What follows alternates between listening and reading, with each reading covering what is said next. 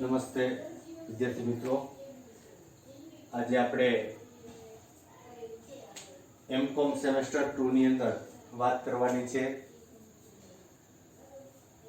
Corporate financial reporting જે વિષય છે એમાં આપણે ફુગાવાલક્ષી હિસાબી પદ્ધતિ એ ટોપિક આપણે ચાલુ હતો, એટલે કે વિષયાંક આપણે ચાલુ હતું,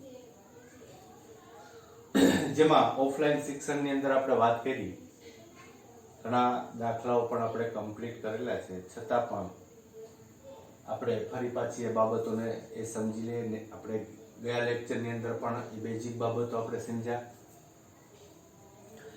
અહીંયા આપણે જે પૂર્ણ પુનઃમૂલ્યાંકનની પદ્ધતિની જે વાત કરવાની છે, જેમાં વર્તમાન ખરીદ શક્તિની પદ્ધતિ. જો આપણે જે દાખલાઓ છે, દાખલાઓ બે પદ્ધતિઓ પ્રમાણે પૂછાય છે, સીપીપી અને સીસીએ. વર્તમાન ખરીદ શક્તિની પદ્ધતિ અને વર્તમાન પડતર હિસાબી પદ્ધતિ, જેમાંની આપણે અહીંયા આ લેક્ચરની અંદર વર્તમાન ખરીદ શક્તિની પદ્ધતિ સીપીપી મેથડ જે છે એની વાત કરવાની છે, બરાબર. Current purchasing power accounting. એમાં આપણે કઈ કઈ બાબતો એ કમ્પ્લીટ કરવાની છે. ઓફલાઈન આપણે બધું સમજી ગયા છીએ, છતાં પણ આપણે જોઈએ કે પહેલા તો વાત એ કરવાની છે કે ભાઈ આ જે પદ્ધતિ છે એનો ઉપયોગ કઈ રીતે, શા માટે. તો આપણે જોયું હતું કે ભાઈ જે કાંઈ પણ માની લો કે આપણે હિસાબો લખાતા હોય પ્રણાલિકા સિદ્ધાંતો મુજબ, એ ઐતિહાસિક પડતર મુજબ એ આપણે હિસાબો લખતા હિસ્ટોરિકલ, બરાબર. અને એમાં આપણે ખામીઓ પણ જોઈ હતી કે ભાઈ ઐતિહાસિક પડતર મુજબ જે હિસાબો લખાતા હોય એની ખામીઓ કઈ. માની લો કે આપણે જ્યારે ફુગાવો હોય અને જે ઊંચી કિંમતો હોય ત્યારે આપણું જે ઊભું કરેલું ભંડોળ આપણને કામ આવે ખરું, એ આપણા માટે પૂરતું બને ખરું.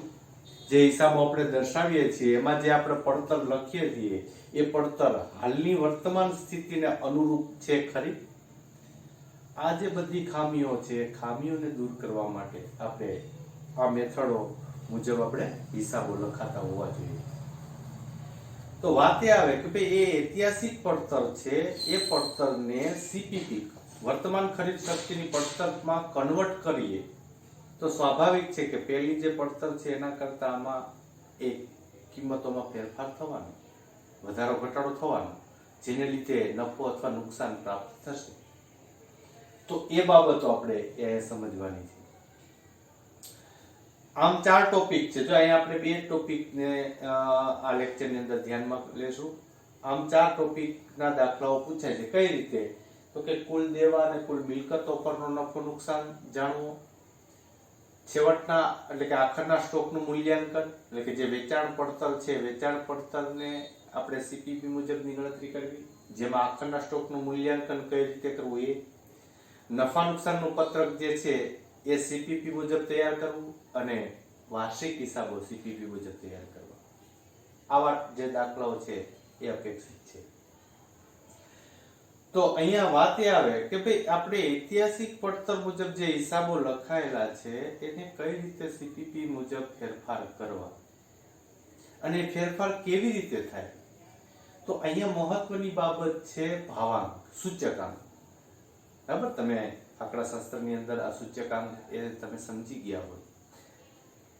એ સૂચકાંક જે 12મા ધોરણથી તમે ભણો છો આંકડાશાસ્ત્રની અંદર, એ સૂચકાંક એ જે છે શું બતાવે છે, તો કે કોઈ પણ વસ્તુ છે એની કિંમતમાં થયેલો જે સાપેક્ષ ફેરફાર છે એની ટકાવારી. એટલે કે જે કઈ વસ્તુ છે એની કિંમત જ્યારે કોઈ વર્ષને આધારે આપણે નક્કી કરતા હોય કે ભાઈ ચાલુ વર્ષે એમાં કેટલો ફેરફાર થયો, તો એ વધારો ઘટાડો આપણે જાણી શકીએ. તો એમ અહીંયા જે પણ ઐતિહાસિક પડતર જે આપણને મિલકતો અને દેવા કે જે આપ્યા છે એને વર્તમાનમાં ટ્રાન્સફર કરવા માટે, વર્તમાન ખરીદ શક્તિ મુજબ આપણે ફેરફાર કરવા માટે એ ભાવાંકનો ઉપયોગ કરવો પડે. એટલે કે દાખલાની અંદર તમને એક માની લો કે કોઈ સરેરાશ એક જ ભાવાંક આપેલો હોય તો એ મુજબ, અથવા તમને શરૂઆતનો ભાવાંક આપ્યો હોય, આખરનો ભાવાંક એટલે કે સૂચકાંક આપ્યો હોય, અને વર્ષ દરમિયાનનો સરેરાશ સૂચકાંક આપ્યો હોય, જેના આધારે તમારે જે શરૂઆતની કિંમતો છે એટલે કે જે શરૂઆતની પડતરો છે એને તમારે એ વર્તમાન મુજબ કન્વર્ટ કરવાની હોય. વર્ષ દરમિયાન જે ફેરફાર પામતી હોય એને તમારે એ વર્તમાન મૂલ્ય મુજબ કન્વર્ટ કરવાની હોય. પણ આખરમાં જે છે એ તો વર્તમાન કિંમત જ હોય, એને આપણે કોઈ કન્વર્ટ કરવાની બાબતો આવતી નથી. હવે આપણને એમ થાય કઈ રીતે, તો કે ભાઈ દાખલા તરીકે આપણે વાત કરીએ કે આપણે જે આખરના જે કાંઈ માની લો કે બાકીઓ હોય એ લેટેસ્ટ કિંમત એટલે કે વર્તમાન કિંમત જ હોય છે. પણ જે શરૂઆત માની લો કે શરૂઆતની કોઈ કિંમત છે એ વર્ષ દરમિયાન એમાં ફેરફાર થયા હોય, ભાવમાં વધારો ઘટાડો થયો હોય, અને આખરમાં આપણે જ્યારે હિસાબો લખીએ ત્યારે જે કિંમત હોવાની એ ફાઇનલ વર્તમાન કિંમત હોવાની, જે હવે આવતા વર્ષ માટે લાગુ પાડવાની છે. અને જે શરૂઆતમાં કિંમત હોય એ ગયા વર્ષની બાબતોને અનુરૂપ એ લીધેલી હોય. તો વર્તમાન જે કિંમતો છે એ વર્તમાન કિંમત કઈ રીતે એ આપણે દર્શાવીએ. તો આ ત્રણ ભાવાંકોના આધારે આપણે ફેરફાર કરવાનો હોય. હવે આપણે વાત એ આવે કે ભાઈ આ કેવી રીતે, માની લો કે તમને શરૂઆતનો સૂચકાંક આપ્યો હોય, આખરનો સૂચકાંક આપ્યો હોય અને વર્ષ દરમિયાનનો સરેરાશ સૂચકાંક આપ્યો હોય. હવે તમને એવું કહેવામાં આવે કે ભાઈ કુલ દેવા અને કુલ મિલકતો જે છે એના આધારે નફો નુકસાન એ નક્કી કરો. તો તમને કોઈ 2 કે 3 દેવા આપ્યા હોય, 2 કે 3 મિલકતો આપી હોય, એની શરૂઆતની અને આખરની કિંમતો આપી હોય, બરાબર, બાકીઓ આપી હોય. એના માટે તમારે એ જે કાંઈ પણ માની લો કે કિંમતો છે ને વર્તમાનમાં પહેલા તો એ કન્વર્ટ કરવાની બાબત આવે. એટલે કે શરૂઆતની છે તો એ શરૂઆત માટે આપણે આખરના સૂચકાંકના આધારે કન્વર્ટ કરવાની. હવે એ કેવી રીતે, તો અહીંયા સૂચકાંક જે છે એના આધારે ઐતિહાસિક પડતરને સીપીપી માં ટ્રાન્સફર કરવા માટેનું સૂત્ર આવું છે. જો કે વર્તમાન હિસાબી વર્ષનો સૂચકાંક એના છેદમાં ખરીદી ના વર્ષનો સૂચકાંક ગુણ્યા ઐતિહાસિક પડતર, આવું સૂત્ર છે, બરાબર. પણ આ બાબતને આપણે એવી રીતે જોઈએ કે ભાઈ તમને માની લો કે શરૂનો સૂચકાંક, આખરનો સૂચકાંક અને વર્ષ દરમિયાન સરેરાશ સૂચકાંક આ રીતે તમને આપેલું હોય. તો જે વર્તમાન હિસાબી વર્ષનો સૂચકાંક છે એટલે એને આપણે આખરનો સૂચકાંક ગણવાનો, કારણ કે આખરનો સૂચકાંક એ વર્તમાન સમયનો ગણાય. જ્યારે ખરીદીના વર્ષનો એટલે કે જે શરૂનો છે એ અને વર્ષ દરમિયાન જે ફેરફાર થતો હોય સરેરાશ એ ખરીદીના વર્ષનો સૂચકાંક. હવે માની લો કે શરૂનો સ્ટોક છે તો એને આપણે આખરમાં કન્વર્ટ કરવા માટે શું કરવું પડે, તો કે આખરનો સૂચકાંક છેદમાં શરૂનો સૂચકાંક ગુણ્યા એની ઐતિહાસિક પડતર. ખરીદી છે તો ખરીદી છે એ તો વર્ષ દરમિયાન બદલતી રહેતી હોય, તો એના માટે કયો સૂચકાંક વાપરવો પડે, સરેરાશ. વેચાણ છે, બરાબર, આ બધું પછી વર્ષ દરમિયાન જે મહેસૂલી ખર્ચાઓ આવકો છે એના માટે આ સરેરાશ સૂચકાંક. જે શરૂઆતની જે બાકીઓ છે એના માટે શરૂઆતનો સૂચકાંક, જેને આપણે આખરના સૂચકાંકમાં કન્વર્ટ કરવાનું. એટલે કે શરૂઆતનો 100 હોય તો આખરનો 150, 150 હોય તો એ 50 નો જે વધારો થયો 50% નો, એમ દરેક કિંમતમાં એટલો વધારો થવાનો, બરાબર ને. આપણે ખ્યાલ છે સૂચકાંકની અંદર તમે શીખી ગયા કે ભાઈ આધાર વર્ષનો 100 સૂચકાંક હોય અને માની લો કે ચાલુ વર્ષનો સૂચકાંક 150 આવ્યો તો આપણે કહીએ કે ભાઈ એમાં 50% નો વધારો થયો. એનું અર્થઘટનમાં આવું તમે સમજી ગયા છો. તો એવી જ રીતે અહીંયા તમારે જે દેવાઓ આપ્યા છે શરૂઆતના એને તમારે સીપીપી મુજબ એ પેલા ટ્રાન્સફર કરવાના, કન્વર્ટ કરવાના, એની કિંમત એ મુજબ દર્શાવવાની. હવે શરૂઆતના જે દેવા છે ને શરૂઆતનો સૂચકાંક લાગુ પાડી અને એને છેવટના જે આખરનો આપણે મૂલ્ય પ્રમાણે, વર્તમાન મૂલ્ય પ્રમાણે તમે કિંમત નક્કી કરી લીધી દેવાઓની. એવી જ રીતે મિલકતોની પણ તમે કિંમત નક્કી કરી લીધી વર્તમાન.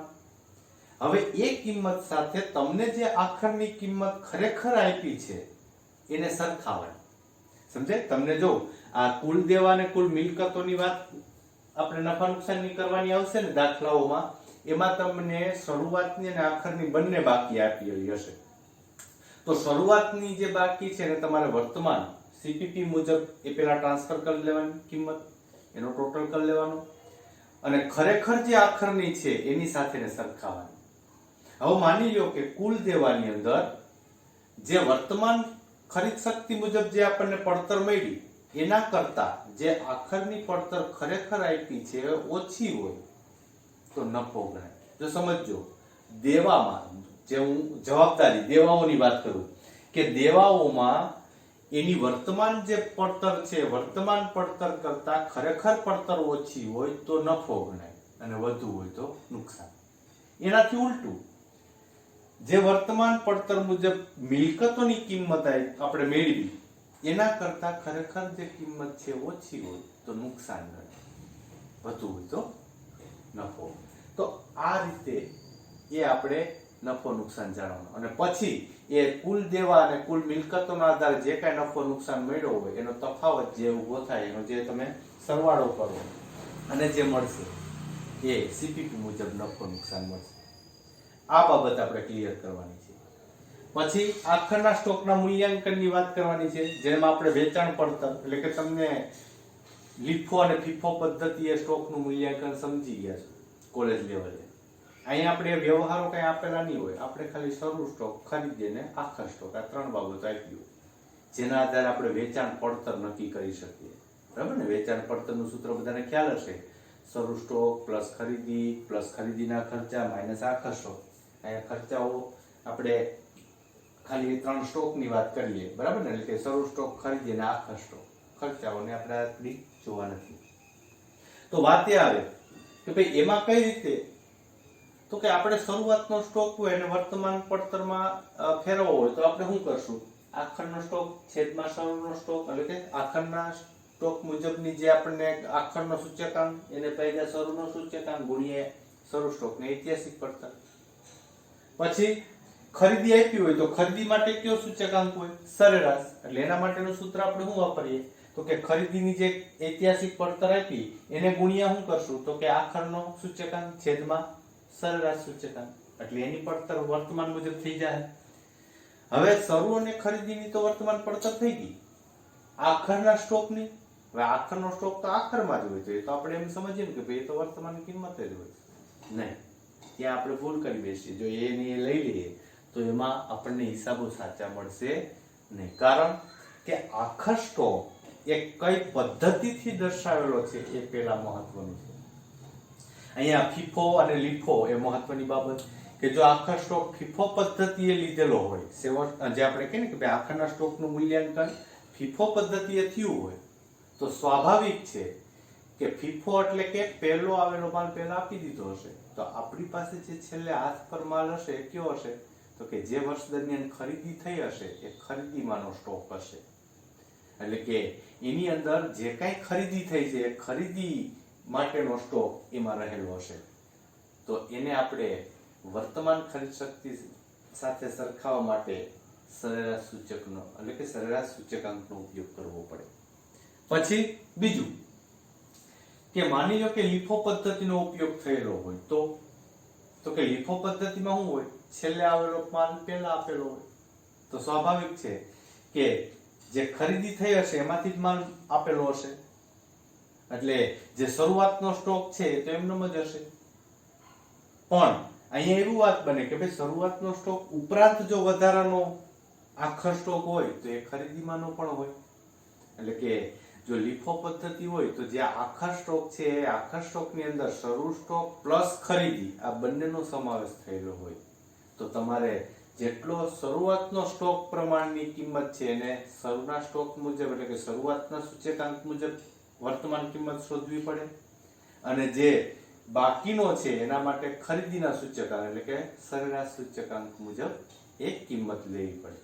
કઈ રીતે? જો દાખલા તરીકે આપણે વાત કરીએ કે ભાઈ શરૂ સ્ટોક એ 50,000 છે, ખરીદી 2 લાખ છે, અને સ્ટોક આખરનો જે છે એ આખર સ્ટોક 1 લાખ છે. બરાબર? તો હવે જો માની લો કે આ ફીફો પદ્ધતિ આખા સ્ટોક ગણ્યો હોય તો ફીફો પદ્ધતિ મુજબનો સ્ટોક હશે તો કેવી રીતે હશે? જો તો કે પેલો આવેલો માલ પેલા આપ્યો હોય એટલે 50,000 તો મોકલી જ દીધા હશે. તો હવે જે આખા સ્ટોક આ 1 લાખ હોય તો કેમાંથી વધ્યો હશે? ખરીદીમાંથી વધ્યો હશે. તો આના માટે આપણે શરૂનો સૂચકાંક વાપરશું, આના માટે સરેરાશ, અને આના માટે આખરનો સૂચકાંક ન વાપરવાનો હોય, પણ આખરનો સૂચકાંક તો વર્તમાન મૂલ્ય ધરાવે છે એટલે એમાં આપણે કન્વર્ટ કરવાનું છે. એટલે એના માટેનું આ સૂત્ર છે કે અહીંયા આપણે શું લખશું? આખરનો સૂચકાંક છેદમાં શરૂનો સૂચકાંક ગુણ્યા ઐતિહાસિક પડતર. કોના માટે? શરૂની કિંમતને ફેરવવા માટે. સરેરાશ જે વર્ષ દરમિયાન બદલતી રહેતી હોય એના માટે આખરનો સૂચકાંક, વર્ષ દરમિયાનનો સરેરાશ સૂચકાંક ગુણ્યા ઐતિહાસિક પડતર. માની લો કે તમને શરૂનો સૂચકાંક એ 100 આપ્યો, બરાબર? સરેરાશ તમને 120 આપ્યો અને આખરનો 150 આપ્યો. તો તમારે શરૂઆતના સ્ટોકને વર્તમાન મૂલ્યમાં ફેરવવું હોય તો તમારું સૂત્ર બનશે 50,000 ગુણ્યા 150 ભાગ્યા 100. અને ખરીદીને તમારે વર્તમાનમાં ફેરવી હશે તો શું બનશે? 2 લાખ ગુણ્યા 150 ભાગ્યા 120. બરાબર? આ સૂત્ર મુજબ. હવે વાત એ આવે કે અહીંયા આ સ્ટોક જે છે કેવી રીતે હોય? હવે આ તમે શરૂનો સ્ટોક તો ફેરવી નાખો, આ ખરીદી પણ ફેરવી નાખી, પણ આખા સ્ટોક તો ફીફો પદ્ધતિ હશે તો ખરીદીમાંનો સ્ટોક એ હશે તો તમારે સરેરાશ એ સૂચકાંક લાગુ પાડવાનું. પણ જો લીફો પદ્ધતિ હશે તો લીફો પદ્ધતિમાં શું હોય? છેલ્લો માલ પેલા આપતા હોય તો તમારી પાસે જે 1 લાખ છે 1 લાખમાં શું હશે? તો કે 1 લાખમાં 50,000 તો શરૂ સ્ટોકના હશે જ, એના કરતા ઓછા હે ને, એટલે તો બાકીના 50,000 કોના હશે? ખરીદીમાંના. તેનો મતલબ કે તમારે 50,000 ને શરૂનો સૂચકાંક અને બાકીના 50,000 ને સરેરાશ સૂચકાંક આ મુજબ મૂલ્યાંકન કરવું પડે. અને એ પ્રમાણે જે કંઈ આપણને વર્તમાન કિંમત મળે એની વેચાણ પડતર નક્કી કરવાની, એટલે કે વેચેલ માલની પડતર નક્કી કરવાની સીપીપી મુજબ. શરૂ સ્ટોક પ્લસ ખરીદી માઇનસ આખા સ્ટોક, અને પછી જે આવશે એ વેચેલ માલની પડતર ઐતિહાસિકમાંથી સીપીપીમાં કન્વર્ટ થાય. તો આ બાબત આપણે ક્લિયર કરવાની છે. પછી નફા નુકસાનનું પત્રક, વાર્ષિક હિસાબો, એમાં આ બાબતનો સમાવેશ થઈ જ છે. બરાબર? એમાં આપણે ખાલી એ જ જોવાનું કે કોને શરૂનો સૂચકાંક કોને સરેરાશ એ લાગુ પડે. આખરનો સૂચકાંક તો અંશમાં જે આપણે વર્તમાનમાં ફેરવવાનું છે એ આખરનો હોય, એ તો આપણે બધામાં લેવાનો જ છે. કન્વર્ટ કોને કેમાં કરવા એ જ મહત્વનું છે. એટલે કે કઈ કઈ વિગત છે કે જે શરૂઆતની ગણાય, કઈ છે એને સરેરાશ વર્ષ દરમિયાનની ગણવી, આ પેલા એ આપણે પણ શીખવાનું છે, એ બાબત પણ સમજવાની છે. અને પછી હિસાબો લખવાના છે, એટલે કે પ્રેક્ટિકલ પ્રોબ્લેમો આપણે પછી જ સોલ્વ કરવાના છે, પહેલા થિયરી ક્લિયર કરવાની છે. તો ખ્યાલ આવ્યો આ બે બાબતો? બરાબર? જે આપણે સીપીપી માં કેવી રીતે કન્વર્ટ કરવા એના માટેનું મહત્વનું સૂત્ર આ. અને ત્યાર પછી આપણે એ આના પ્રોબ્લેમો પહેલા કમ્પ્લીટ પ્રેક્ટિકલ એ દાખલાઓ કરી લેશું, સમજી લેશું વ્યવસ્થિત, અને પછી આપણે નફા નુકસાનનું પત્રક કેવી રીતે બનાવવું સીપીપી મુજબ, વાર્ષિક હિસાબો કઈ રીતે લખવા સીપીપી મુજબ એ સમજવાનું છે. અને આ ચારેય બાબતો ક્લિયર થાય પછી આપણે સીસીએ એટલે કે વર્તમાન પડતર હિસાબી પદ્ધતિ મુજબ ની જે કંઈ પણ ગણતરીઓ છે, જેમ આ પદ્ધતિ એમ એ જ એની આપણે માહિતી એ લેવાની છે. તો આ લેક્ચરની અંદર આ ક્લિયર તમને થઈ ગયું હશે. નેક્સ્ટ લેક્ચરની અંદર આપણે આના દાખલાઓ ચાલુ કરશું, એ ક્લિયર થાય પછી આપણે એ નફા નુકસાનના પત્રકની બાબતો સમજશું. બરાબર? તો આજે આપણે આટલું રાખીએ. ઘરે રહો, સુરક્ષિત રહો.